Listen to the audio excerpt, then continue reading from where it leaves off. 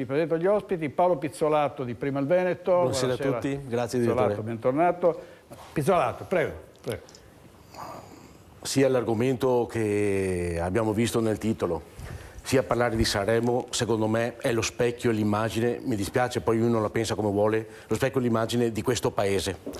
Un paese secondo me dedicato completamente al fallimento. Abbiamo parlato prima di quello che sta accadendo fra Crisanti, Zaia, gli articoli sui giornali, eccetera, eccetera, e nessuno ha avuto il coraggio di accennare che questo paese era 10 anni fermo e in arretrato col piano pandemico da correggere completamente a quell'epoca, per cui ci siamo trovati a livello nazionale e regionale completamente impreparati ad assumere delle decisioni importanti per cercare di contrastare quello che prima o dopo poteva arrivare, che nessuno sperava arrivasse ma che tutti sapevano che prima o dopo sarebbe accaduto.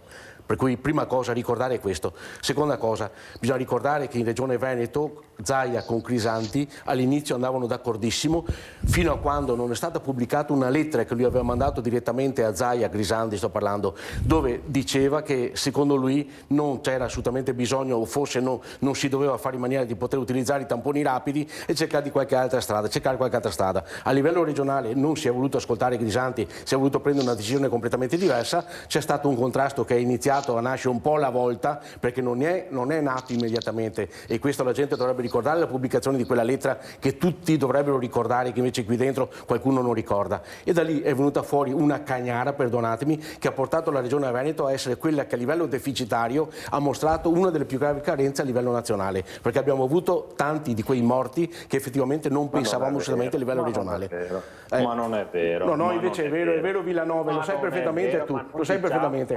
Poi che la Regione Veneto a livello di sanità possa essere primaria in certe cose, altri interventi vengono fatti anche a Roma e anche a Napoli e anche lì la sanità è buona. Se vuoi sormontarmi sopra, ti avviso che la voce mia ti sormonta un po' di più.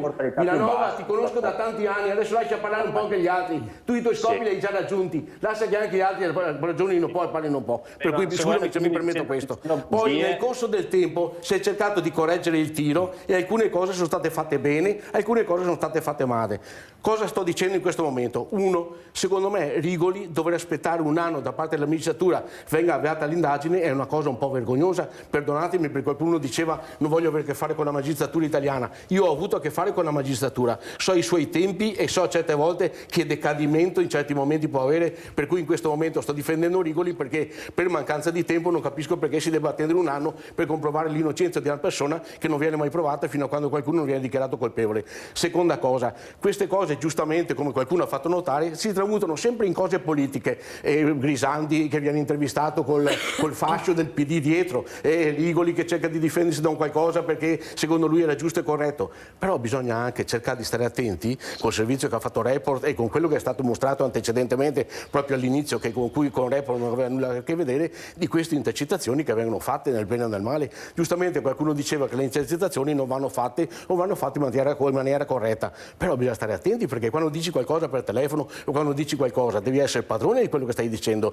Anch'io il telefonino qui, se adesso questa cosa non va giù a qualcuno, domani mattina potrebbe essere che mi trovo indagato perché in Italia esiste così. Certo che questo, con riferimento a quello che è successo prima e adesso passo immediatamente anche al discorso del Festival di Sanremo, è la fine, diciamo, di un paese che è già fallito da tantissimi anni e che tutti ogni volta quando vanno al potere cercano di sistemare e dicono noi siamo più bravi, lo sistemeremo.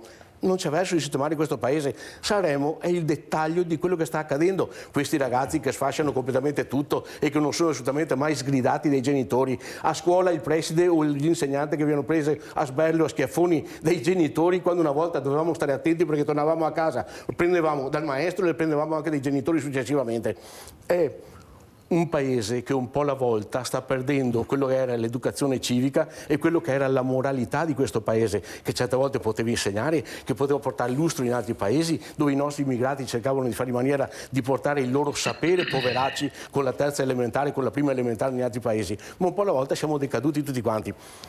Lo stesso sistema, e poi finisco, di rappresentanza che abbiamo a livello europeo e la decisione che sia stata fatta di portare armi in Ucraina, dove praticamente ci troviamo coinvolti in una guerra che non è nostra e che gli italiani e i veneti non hanno mai deciso, mostra la faccia di questo paese che sottostà a quello che dicono gli Stati Uniti e che dice la NATO, perché la NATO in questo momento è lei che comanda in Europa e l'Europa da anni non esiste più, e lo dice uno che lavori in banca e che sa perfettamente l'Europa alle banche e ai crediti italiani e veneti cosa ha fatto. Allora, Pizzolato, prima di andare in pubblicità, lei diceva nelle banche sta succedendo di tutto, con i mutui. Guardi, mi associo a quello che ha detto Venturato, che considero addirittura un mio maestro, perché effettivamente ogni volta mi corregge, mi insegna, mi dice proprio delle cose, anche intervenendo direttamente da casa, effettivamente ha ragione.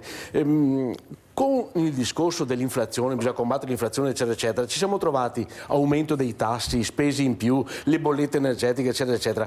Voi non avete un'idea in questo periodo allo sportello di una qualsiasi banca cosa stia accadendo. Allora, abbiamo mutui di ragazzi che da 8 mesi lo hanno fatto, che in questo momento con il tasso variabile prima pagavano una rata, lavorano tutti e due, 600 euro al mese, adesso ne pagano 795, 195 euro in più al mese di un aumento di tassi che l'Europa ha deciso per combattere l'inflazione. Allora, premesso che nessuno riesce a calcolare all'interno di questo studio come vada combattuta l'inflazione, eccetera, eccetera, però è stata un'assurdità nel momento in cui sono aumentati i carburanti, nel momento in cui è iniziata la guerra, nel momento in cui a livello economico l'Europa sta cadendo in un delirio totale e continuo, perché effettivamente in questo momento c'era bisogno di dare una mano alla gente e far sì che i tassi restassero, se non più bassi, almeno fermi.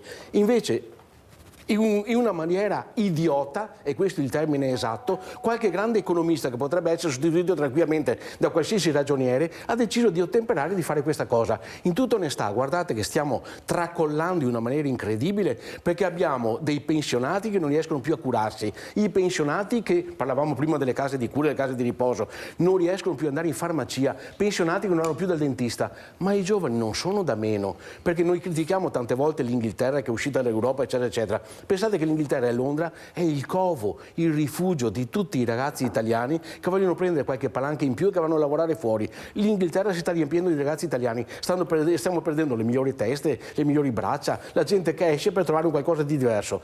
Guardate però che effettivamente a livello economico già il fallimento totale dello Stato italiano c'è e l'aumento del debito pubblico è una cosa spaventosa. Ma guardate che in questo momento qui la mancanza di posti di lavoro, tanta gente dice ma sono aumentati i posti di lavoro, non è vero nulla. Sono aumentati i posti di lavoro sui contratti a tempo determinato, ma quanti a tempo indeterminato sono stati a casa? Per cui a livello economico mi dispiace aver fatto un quadro, diciamo, un po' in fretta e furia per cercare di parlare, di raccontare la storia.